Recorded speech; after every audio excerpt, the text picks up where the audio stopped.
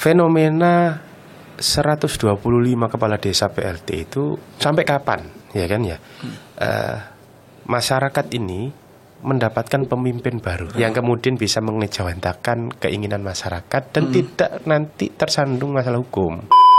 Maka kemudian kita harus mendesak, menyampaikan urgensitas kepala desa ini sampai kapan kemudian desa tidak memiliki pemimpinnya.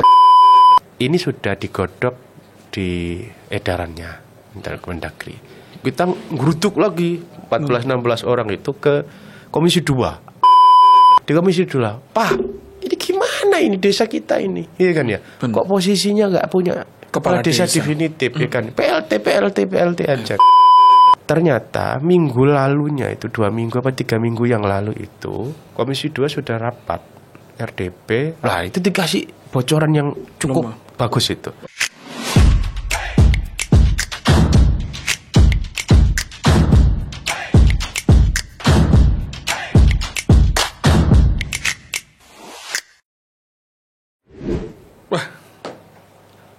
Saya ini mau ngurus surat susah karena ndak ada kades. Nanti kades sih. Loh, ndak ngerti kabur atau gimana. Loh. Tapi kok yang jadi Pak Sekdes Pak Cari kok yang tanda tangan emang boleh tuh itu kayak gitu tuh. Ya tergantung dhisik.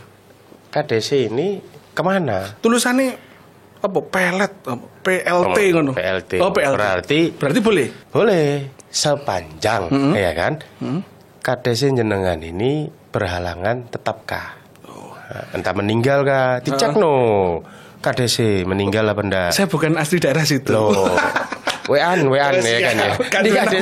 Perasaan wingi gak milih iku kok ya dadi iki ya kan ngono kan ya. Dicek ya. Oke, saya ketemu lagi dengan Mas Mudi. Siap. Apa kabar? Alhamdulillah. Udah berapa minggu kita nggak ketemu ya? Weh, kita dulu makin subur ini kemarin. Ganteng. Iya. Saya enggak boleh motong ini sama istri saya. Iya, kayak Habib jenengan. Enggak cocok saya ini. Apa ya namanya? Ya yang lagi rame ini ya. Yang lagi rame adalah tentang banyak kepala desa yang kosong. Kepala desa yang definitif yang kosong. Nah, ini kenapa ya?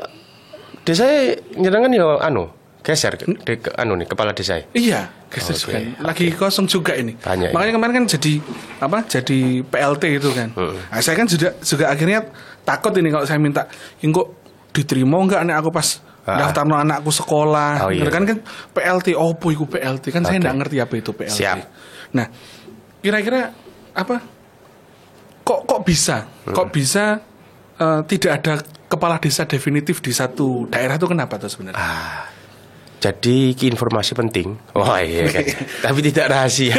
Karena semuanya bisa searching ya kan ya. Di Jawa Timur itu Mas Gagas ada sekitar 125 kepala desa yang statusnya itu dalam tanda kutip digantikan atau PLT. Pelaksana tugas. Entah itu dari Sekdes, entah itu dari siapa yang ditunjuk ya kan. Benar. Karena sudah melewati mekanisme. Pergantian itu bisa satu berhalangan tetap, meninggal dunia, atau pergantian tertentu, atau kena kasus hukum, atau seperti apa gitu ya. Itu jumlahnya di Jawa Timur 125 dan itu bisa bertambah karena kan perpanjangan ini ternyata sudah hampir 2 tahun. Sudah 2 tahun malah? Iya. Oke. Jadi perpanjangan ini ada imbas dari kontestasi pileg kemarin ya. Pileg pilpres akhirnya kemudian tidak, yang 125 di Jawa Timur ini kok kebetulan mendekati itu. Karena pemerintah dalam hari ini Kementerian Dalam Negeri Mendagri memandang bahwasanya ketika ini dilaksanakan akan ada kepentingan tertentu. Akhirnya kemudian aturannya harus di PLT-kan ya kan. 125 ini berpotensi bertambah sepanjang dengan masa berlakunya ini ya kan 2 tahun. Kami dari Komisi A Mas Gagas ini kayaknya kok serius. Fenomena ini simpel tapi serius. Iya kan? Simpelnya seperti apa? Ya kan sudah ada pemimpin toh. Benar kan sudah ada. Sudah selesai. Yang menjalankan lagi kan ada. Ya masyarakat kenal. Sekdes saya sendiri kan gitu. Iya, sekdes kenal dekat dengan masyarakat. Benar. Di grassroots pula. Benar. Tapi jangan salah Mas Gagas. Oke. PLT itu tidak bisa membuat kebijakan yang berkaitan. Contoh nawacita ya. Oke. Nggak bisa. PLT ini kebijakannya terukur sekali. Terbatas waktu dia jadi PLT ini nggak bisa serampangan dia membuat aturan. Contoh kemudian mungkin sudah banyak tahu ya di desa itu ada dana desa ya. Ada dana desa yang kemudian peruntukannya untuk masyarakat. Pembangunan maka kemudian infrastruktur, kemudian ketahanan pangan ya ada 20% itu. Sebelum Kades terpilih itu kan ada nawacita sebenarnya. Iya. Dengan program pembangunan A, B, C, D, E. Benar. Pembangunan infrastruktur C, D, E, F. Ya. Pembangunan manusia Z ini sebagai role model bahwasanya ketika nanti Mas Gagas terpilih menjadi kepala desa itu yang harus dilaksanakan. Tentunya dengan sepertujuan pemerintah desa terkait ya. Ada PPD, ada musyawarah desa dan lain sebagainya. Lah PLT ini tidak bisa kemudian ujuk-ujuk bikin ini nawacita saya, ya kan ya, tidak bisa. Maka harus kemudian rule-nya terbatas betul. Tentunya dengan kebijakan pemerintah hari ini yang ada koperasi merah putih, koperasi desa merah putih, kemudian ketahanan desa lainnya ada di situ, kebijakan yang berkaitan dengan Kementerian Sosial, KPM. Dinas sosial dan lain sebagainya, pengentasan kemiskinan, khususnya kebijakan tertentu yang paling booming hari ini koperasi desa merah putih, ini juga akan mengganggu karena sifatnya PLT nggak bisa main ujuk-ujuk gitu ya. Iya, contohnya kan mungkin kalau semua saya mau bikin koperasi merah putih, terus kemudian yang tanda tangan PLT, ya meskipun itu resmi ya, maksudnya tetap akan diterima. Tapi kan saya sebagai yang membuat kan juga khawatir. Ya, itu yang kemudian perlu disikapi dari Komisi A yang kemudian menaungi, membidangi tentang dinas pemerintah desa. Maka kemudian minggu lalu kami hampir 16 orang anggota dewan dari Komisi A yang kemudian menggeruduk. Bukan labrak ya, tapi bukan labrak ini ya. Komisi 2 DPR RI. Komisi 2 DPR RI, dan Kemendagri di Dirjen Penmas ya, yang menangani desa itu. Apa yang kemudian kita katakan di sana? Bahwasanya fenomena 125 kepala desa PLT itu bukan hanya ada di Jawa Timur, tapi di provinsi lain juga ada. Ada juga ternyata. Ada ternyata. Maka perlu disikapi. Sampai mana kemudian, sampai kapan, ya kan ya? Masyarakat ini mendapatkan pemimpin baru, nah, kan gitu kan, benar. Yang kemudian bisa mengejawantakan keinginan masyarakat dan tidak nanti tersandung masalah hukum. Poin pentingnya ada di sana. Yang kedua, bupati wali kota ini tidak bisa kemudian ujuk-ujuk memerintahkan PLT atau apa? Ujuk-ujuk, ayo di desa ini karena PLT maka ada pilkades. Oh, enggak boleh. Enggak boleh. Dari kepala daerah enggak boleh. Iya, itu daerahnya dari Kemendagri. Itu baru tahu. Baru tahu ini saya. Ya, saya juga baru-baru ini tahu. Jadi memang terus gimana akhirnya cara kami nih sama saya, saya capek juga ini kalau Makanya kemudian di wilayah tertentu, contoh yang paling banyak ini Bojonegoro ini ada 20 atau 22 desa ya kan. Kayaknya banyak Bojonegoro ya. Di Sidoarjo tempat saya ini kayaknya sudah nggak ada ini ya kan ya. Di Bojonegoro yang agak banyak, kemudian di wilayah Mataraman juga ada juga. Pokoknya totalnya 125. Di Malang ada, ada. Lah, maka kemudian kita harus mendesak, menyampaikan urgensitas kepala desa ini kepada Kementerian Dalam Negeri. Pak Menteri, sampai kapan kemudian desa tidak memiliki pemimpinnya? Kepala desa yang definitif tadi ya? Itu kan, agar kemudian pembangunan di desa itu sesuai dengan rule yang ada. Ini sudah digodok di edarannya Kemendagri. Kita nggak puas, Mas. kita geruduk lagi 14-16 orang itu ke Komisi 2. Oke. Pokoknya geruduk lah semuanya. Geruduk semua namanya banyak ya kan. Iya. Maksudnya bukan hanya geruduk itu ada kok iki orang banyak, ini keterwakilan banyak dapil. Iya kan ya. Merasa kemudian memiliki desa itu. Nah, kita posisinya adalah di Komisi 2. Pak, ini gimana ini desa kita ini? Iya kan ya. Kok posisinya nggak punya kepala desa definitif ya kan. PLT aja kan nggak enak Pak PLT-nya. Ternyata minggu lalunya itu 2 minggu apa 3 minggu yang lalu itu Komisi 2 sudah rapat RDP atau hearing bahasanya dengan Kementerian Dalam Negeri juga. Oke. Nah itu dikasih bocoran yang cukup bagus itu. Bahwasanya sekitar Oktober 2025 ini akan ada surat yang kemudian turun ya kan ya. Untuk ini deadline kepastian ya kan. Biar kemudian masyarakat belum tentu juga padahal. Ya, semoga ya kan ya. Jangan diulur terus ya kan. Iya benar. Ya, karena kemudian diulur terus maka semakin panjang ini. Nah, ya kan. Memang kalau diulur itu kenapa? Atau resikonya apa sebenarnya? Ya diulur ini kan lagi-lagi kebijakan di desa itu tidak bisa dilaksanakan ya kan. Kalau kita searching di Google itu ya, apa kewenangan PLT itu nggak ada kewenangannya. Iya, kewenangan sangat terbatas ya, nggak bisa menggunakan anggarannya dan sebagainya. Itu kan ya kalau cuma sekedar surat izin keterangan miskin sih bisa aja ini. Tapi kan nggak ada berdampak kepada pola pembangunan yang ada di desa. Benar. Di pola pembangunan yang ada di desa itu tentunya butuh kebijakan saya ini kepala desa yang punya hak definitif dan mengikat di sana. Benar. Ya ini yang kemudian ketika tidak segera dilaksanakan dan diputuskan, maka kemudian itu nggak bisa. Tentunya harapan masyarakat pembangunan daerah, jalan-jalan yang rusak nggak bisa dibangun. Iya, di kampung saya juga gitu. Masih rusak. Setengah jalan sudah bagus, setengahnya masih makadam. Oh gitu ya. Dicicil dulu karena belum ada kepala desanya. Iya, itu juga salah satu dampaknya. Ya? Oke. Cukup sederhana tapi berat ya. Oh iya, ya saya kan harus ganti ban terus itu. Nah makanya itu ya kan, siapa yang mau mengganti gitu Mas. Benar, ya kan ya. Dan kami mendapatkan jawaban yang hampir pasti menyenangkan ini. Untuk semua pihak ini berarti. Kalau telinga ini sudah angin surga ini. Ya kan ya. Wah, alhamdulillah ini kan kita bawa oleh-oleh kepada masyarakat Jawa Timur. Oktober insya Allah sudah ada. Semoga sudah dilaksanakan Pilkades ya kan. Kalau enggak ya ada edarannya. Karena Bupati Wonogiri juga enggak berani. Kalau melaksanakan bisa dievaluasi sama Kemendagri. Enggak boleh kan? Enggak boleh. Ini haknya Kemendagri. Karena ada prosesnya itu tadi. Iya, karena hierarkinya ternyata tidak cukup putus di Bupati Wali Kota. Tapi sampai Kementerian Dalam Negeri. Baru tahu juga ya kemarin saya mempelajari. Iya. Saya malah baru tahu sekarang ini. Baru ya.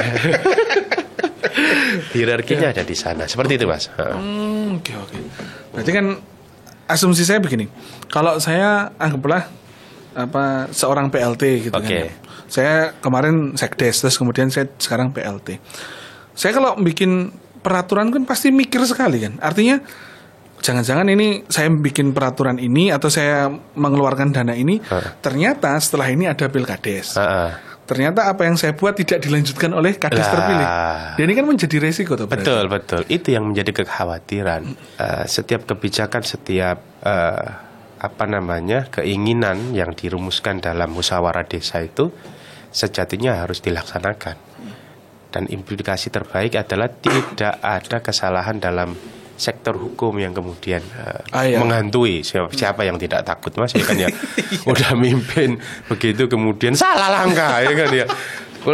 Kalau offside sih masih ini gitu kan. Offside masih ya wis lah. Balik lah kan ya. Diulang lagi permainannya. Tapi kalau sampai kejebolan salah, enggak disemprit sama wasit kan pusing juga ini kan. Sudah kartu merah dulu nanti. Nah, itu istilah katanya. Kalau kita kan tadi kan sudah Mas Mudi kan mengatakan kemungkinan kan sudah ada kepastian gitu. Nah, kemudian ada nggak jaminan bahwa nanti akan disegerakan nih Pilkades misalnya? Jaminannya kita tunggu. Oke. Iya kan? Hanya waktu yang bisa menjawab. Kita nggak mau berandai-andai. Udah 2 tahun. Kita bilang. Iya sih. Ya karena kan sudah lumayan berlarut-larut juga nih sebenarnya. Di Dirjen Mendagri ya. Sampai kapan kemudian Dan ini posisinya masih regulasinya masih kanan kiri begitu ya. Mungkin ini masih banyak cicilan aturan daerah yang kemudian digarap, akhirnya kan melalui tahap harmonisasi. Di tahap harmonisasi ini ternyata kan pihak ini diajak ketemu, pihak A, pihak B, pihak A bisa, pihak B nggak bisa, ya kan, pihak C nggak bisa juga, ya kan ya. Seringnya itu yang bikin lama ada di sana. Mungkin nggak kepentingannya tidak sama, akhirnya berlarut-larut juga. Nah, tapi kemudian ada jawaban dari Komisi 2 waktu itu Wakil Ketua 2 DPR dari Golkar sudah berbicara bahwasanya Oktober insya Allah akan ada itu edaran, entah itu pelaksanaannya atau himbauan edarannya dari Permendagrinya. Yang penting itu menjadi jawaban pasti untuk melaksanakan pilkades, seperti itu Mas Bagas. Atau seumpama gini, ini kan ya cuma sambil minum boleh ya? Oh boleh, silakan. Ya, saya cuma mikir begini. Apa enggak sebaiknya langsung dipilih aja, mungkin entah DPR atau mungkin sama wali kota, bupati itu, iya. Apa enggak begitu aja sama? Awalnya saya mengira sesimpel itu. Karena hierarki dari desa ini posisinya adalah pemimpin tertinggi wilayah adalah bupati, wali kota, maka kemudian simpelnya saja langsung pilihan bupati langsung menyelenggarakan itu. Tetapi ada aturan tertulis di sana bahwasanya kepala desa ini adalah representasi dari Kementerian Dalam Negeri yang kemudian secara pelaksanaan pilkades itu harus seizin dari Kemendagri. Kalaupun kemudian siapa bupati, ya kan ya, Pak Bupati kemudian melaksanakan itu, bisa dievaluasi untuk pemilih ulang. Nah, ini kan berdampak kepada biaya. Biayanya malah double lah. Kemudian ada political will di sana. Kemudian ada pergerakan hal-hal yang tidak diinginkan. Tahu lah kan, paham. Emosi kanan kirinya harus dijaga kan gitu kan. Nah, ini yang kemudian harus dijaga bersama. Itu. Jadi kalau dari awal saya menyangka simpel aja, saya bupati langsung, ya kan enak itu kalau apalagi cuma ada dua di saya sama mama, ya kan, ada dua saya adakan, biayanya kemudian ada dianggarkan dari mana kan itu kan, atau sudah teranggarkan dalam postur APBD, maka kemudian nggak bisa ternyata. Ternyata nggak bisa, karena aturannya pilkades ini diatur di Kemendagri sampai Permendagri. Iya. Nanti kawan-kawan bisa dicek ya, barangkali saya salah ya kan ya. Tapi setahu saya ya seperti itu dalam perjalanan kemarin. Pengalaman yang ini. Ya, akhirnya kan begini, kita lihat dampak di masyarakat. Saya kan juga sebagai masyarakat itu kan, ya itu punya kekhawatiran yang kayak tadi. Saya mau bikin mungkin surat atau bikin apa itu, saya tuh tidak nyaman atau tidak aman lah. Mungkin saya merasa tidak aman, takutnya surat saya ini tidak sakti atau tidak diakui dan sebagainya. Selama bersifat administratif, tidak masalah. Tidak masalah. Tapi kemudian surat yang dilakukan oleh kepala desa bersifat berdampak kepada postur anggaran dan kebijakan, ya, mengubah wilayah sama mama. Oh ini di wilayah pesisir sama mama. Oh kok kemudian ada tanah abrasi tanah oloran. Ini masuk nggak kepada wilayah desa ini, atau kemudian ternyata wilayah sini tapi masuknya desa sebelah. Ini nggak bisa ya. Nggak bisa. Ini harus kades yang terpilih secara definitif, bukan PLT itu. Bahkan seumpama dengan kasus yang ini tadi, seumpama desa sebelah itu sudah ada kepala desanya, itu takut dicaplok nggak sih sebenarnya? Ya itu kan kemudian kalau PLT kan nggak bisa melindungi haknya. Kalau kemudian ada masyarakat, ini PLT, surat keterangan warga, administratif, gampang itu, gampang, boleh, masih boleh ya itu. Iya, dampaknya tidak banyak ya kalau bicara dampak ya.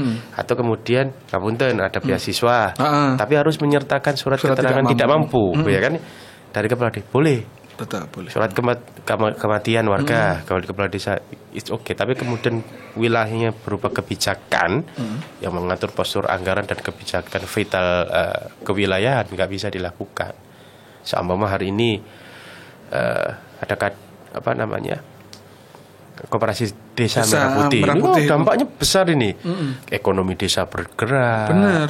Kemudian ekosistem ekonomi berjalan. Kemudian ekosistem warganya bisa ikut serta. Ini kalau kemudian tidak definitif tidak bisa melakukan itu. Duh, kenapa kalau nggak definitif ini? Aturannya memang ini kan kebijakan desa. Ini ya nanti akan terevaluasi, ya kan? Terevaluasi. Ya apalagi kan kebijakan Koperasi Merah Putih ini kan dari pusat ya? Iya, apalagi nanti posisinya menggunakan dana desa. Kan dana desa kan harus masuk di situ. Kalau bisa kan yang definitif itu tadi. Iya, jadi akhirnya kewenangannya tidak bisa menyeluruh, ya kan? Nggak ada kewenangan, ya kan? Posisi PLT.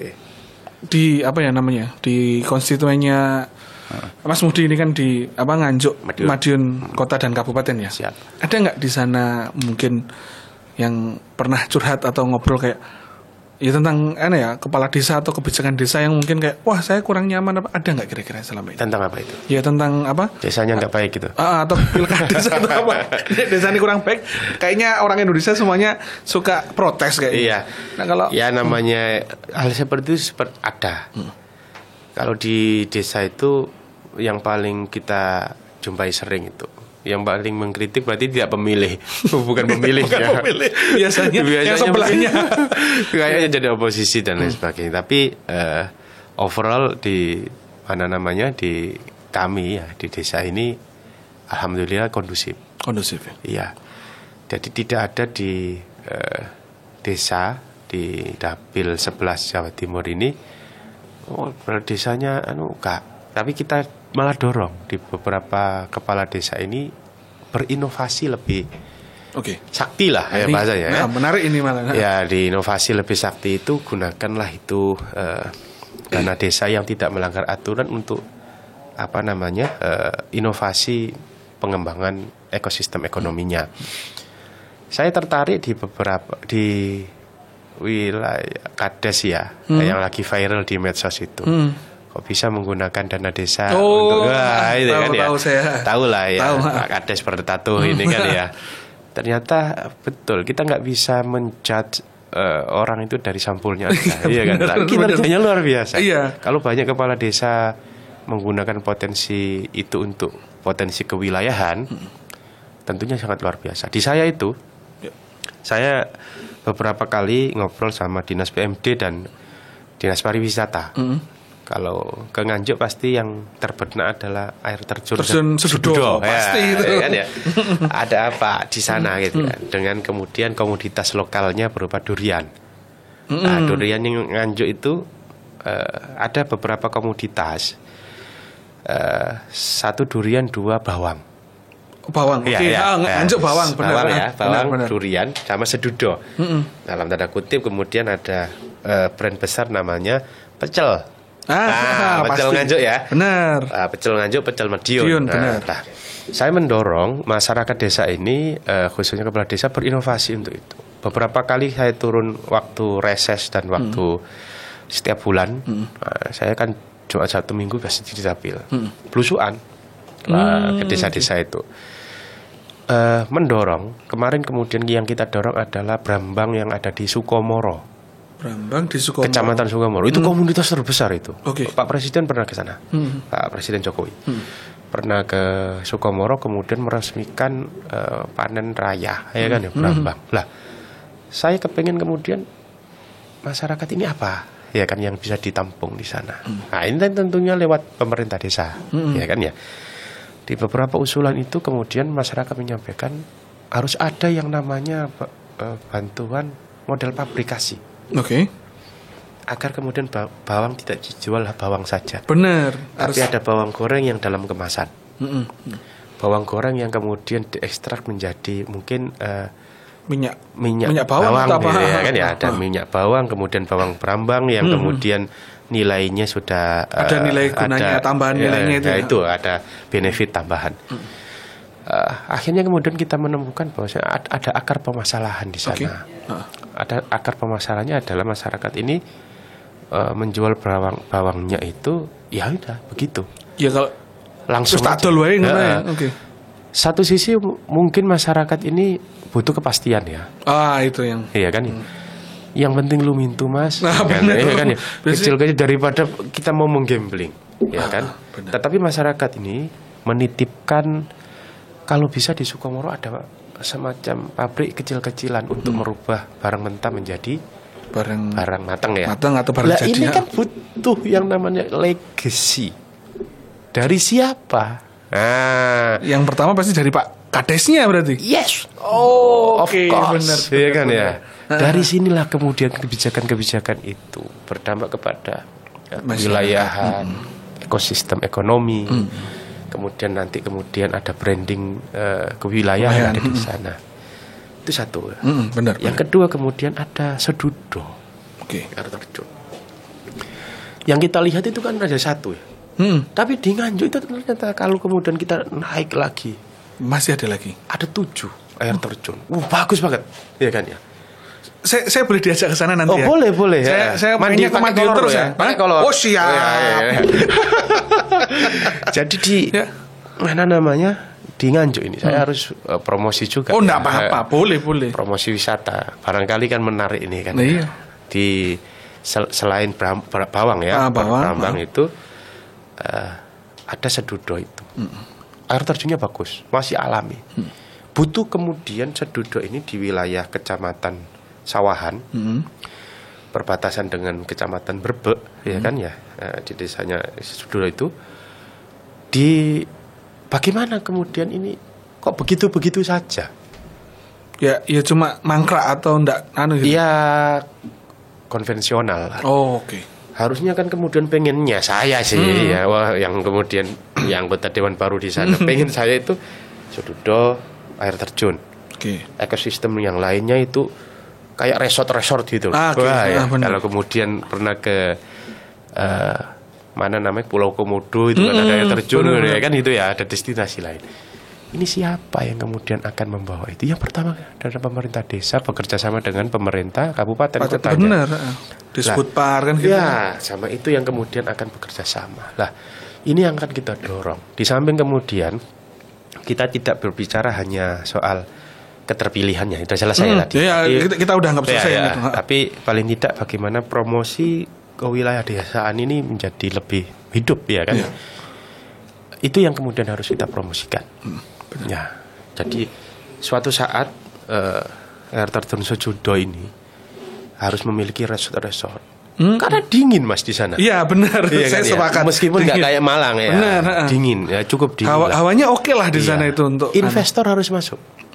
Selama tidak merubah menjadi sesuatu yang negatif, why not ya? Selama tidak merusak lingkungan.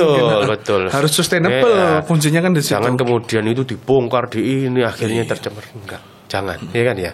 Tapi ingin kemudian itu kan kalau kemudian ada hotel di sana, ada resort penginapan di sana. Menarik. Pasti sangat menarik itu. Kemudian view-nya setelah itu kemudian kalau ada resort, ada hotel di sana saumpama ya. Bahan-bahan makanan dari mana? Iya dari lokal. Iya benar juga ya kan. Akhirnya community bisnisnya kuat akhirnya. Betul. Alur bisnisnya jalan ini barang. Iya kan ya. Benar.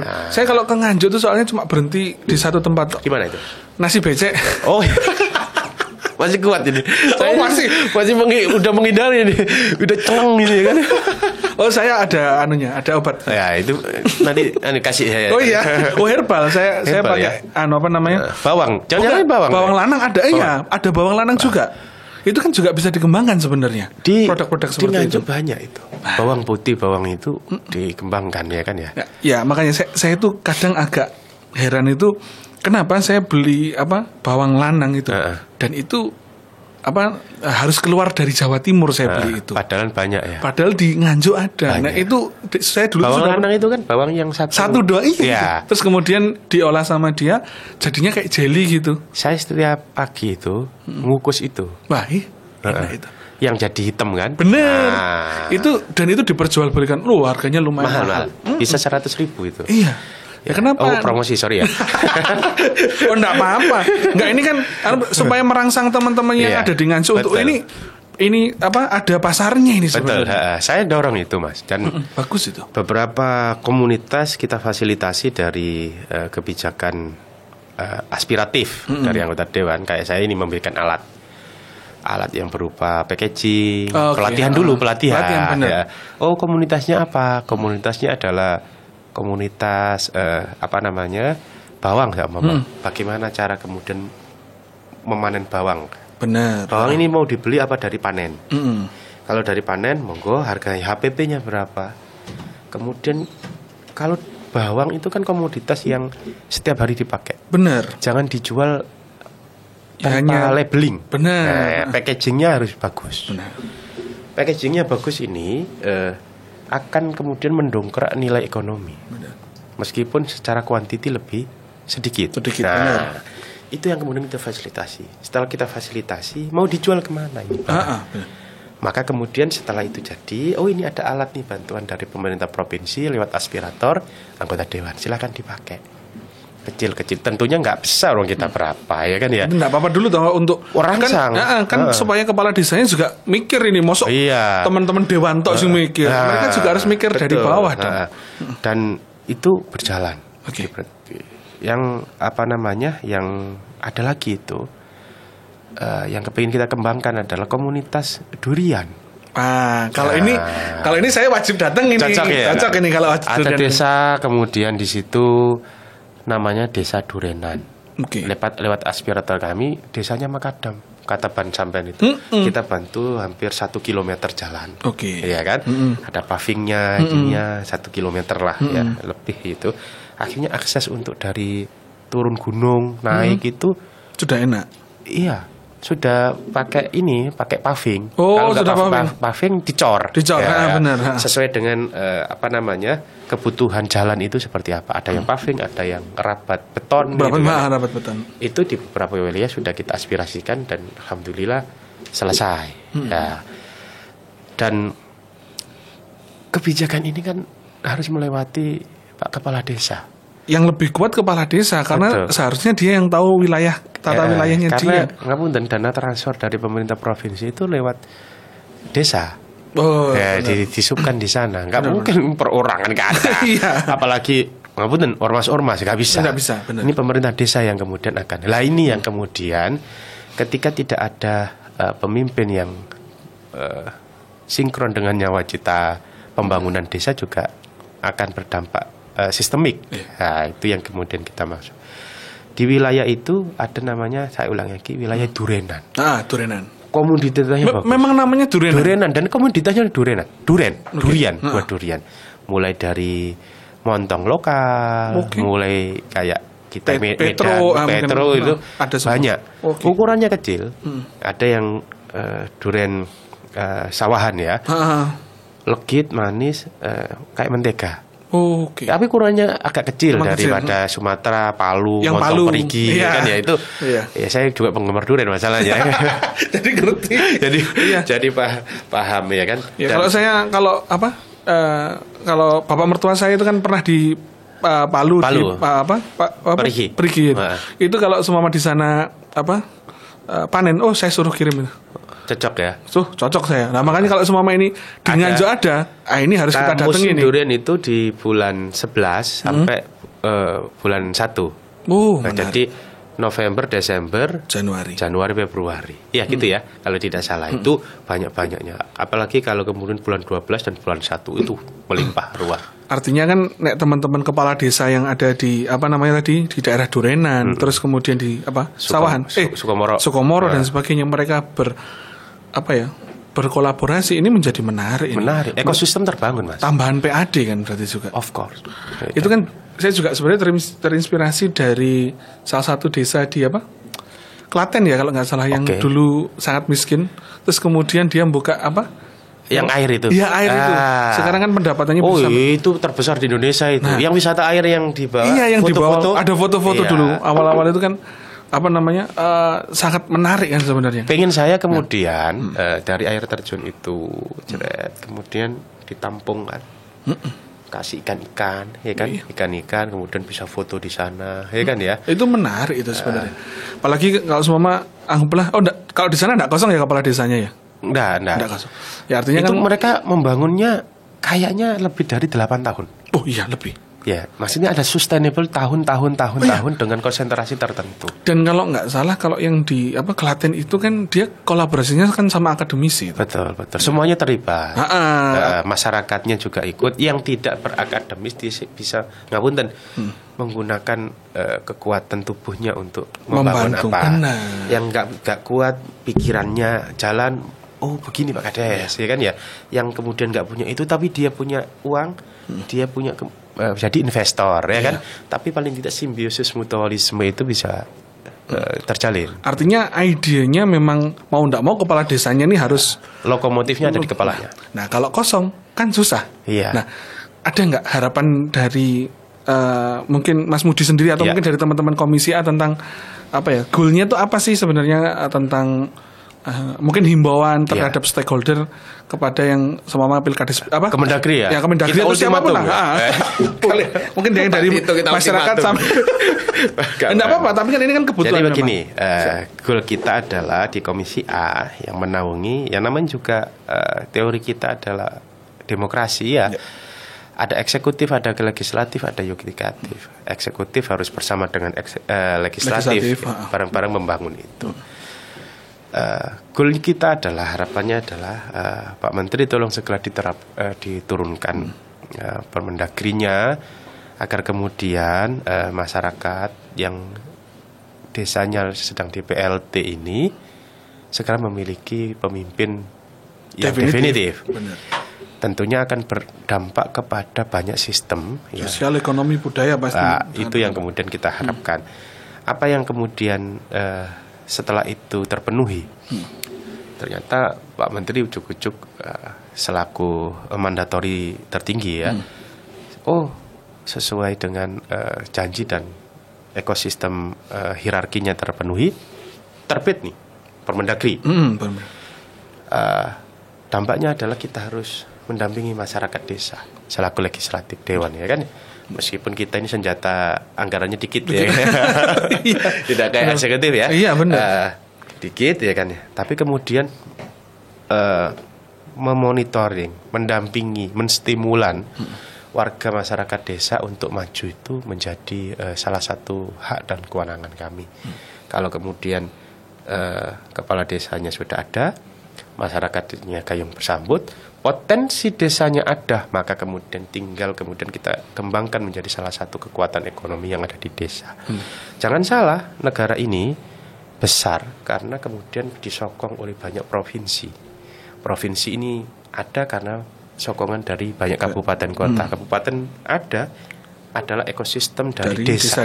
Benar. Ini yang kemudian kita harapkan pemerintah pusat ya kan segera kemudian menyelesaikan aturannya dan kemudian masyarakat di desa ini sudah mendapatkan kepala desanya secara definitif, atau agar paling enggak mendapat kepastian dulu lah ya. Iya. Kalau angin surga yang kemudian kita dapatkan hasil dari konsultasi di Dirjen Kemendagri, insya Allah Oktober 2025 ya. 2025. Semoga itu segera terbit, kemudian 1 bulan berikutnya sudah ada pilkada secara serentak. Pokoknya minimal Oktober sudah 2025 ada 2025 ini clear lah. Clear, ya kan, gitu. Entah itu mau dilakukan 2026 itu gampang lah. Pokoknya clear ya. Yang penting clear dulu. Oke. Gitu. Ya nanti kan ada nggak janjinya Mas Mudi kepada Kemendagri kalau tahu-tahu di ini? Nggak ada janji saya. Kalau di desa ada jadi. Kalau saya gini aja, kita janjikan mereka kalau itu dikeluarkan sesegera, kita ajak mereka makan durian di Nganjuk. Bisa jadi, bisa boleh. Iya. Tapi alhamdulillah yang khusus yang durian itu tadi itu ada di kepala desanya. Jadi nggak perlu janji ya kan. Tidak perlu janji. Tapi kalau kemudian Pak Menteri atau jenengan mau ke sana bersama kru, kontak saya. Oh pasti. Ya kan. Iya. Pas musim durian kita ajak ke petik durian. Wah, ya kan ya. Ini tidak hanya di Nganjuk, di Madiun juga ada. Di Madiun di mana? Di wilayah Kare. Perbatasan Kare. Oh, iya kan. Saya malah belum pernah ke situ. Itu banyak. Itu petik tuh durian. Saya malah ke ini. Petik cabai juga banyak. Saya ke mana namanya? Ngebel. Oh, Ngebel perbatasan ini, Madiun. perbatasan Ponorogo. Ponorogo sama iya Madiun kan? itu. Ya. Itu Ndolopo. Ndolopo, iya, itu kan, di sana juga saya biasanya beli di sana. Duriannya juga enak-enak. Tapi itu lebih gede. Nah, saya pengen ngerasain yang ada di Nganjuk ini. Cocok. Ya. Nah, tapi sebelum next time ya. Next time kita akan ke sana. Saya dengan teman-teman kru, boleh lah ya. Kami naik bis mungkin nanti. Masih bisa dilewati ya? Bisa. Pokoknya bisnya harus ditanggung sendiri. Siap. Terima kasih Mas Mudi sudah hadir. Matur nuwun, diskusinya sangat menarik. Semoga ini bisa bermanfaat untuk teman-teman yang ada di luar. Siap. Oke, semoga Kemendagri juga segera menandatangani itu. Amin. Matur nuwun. Terima kasih ya.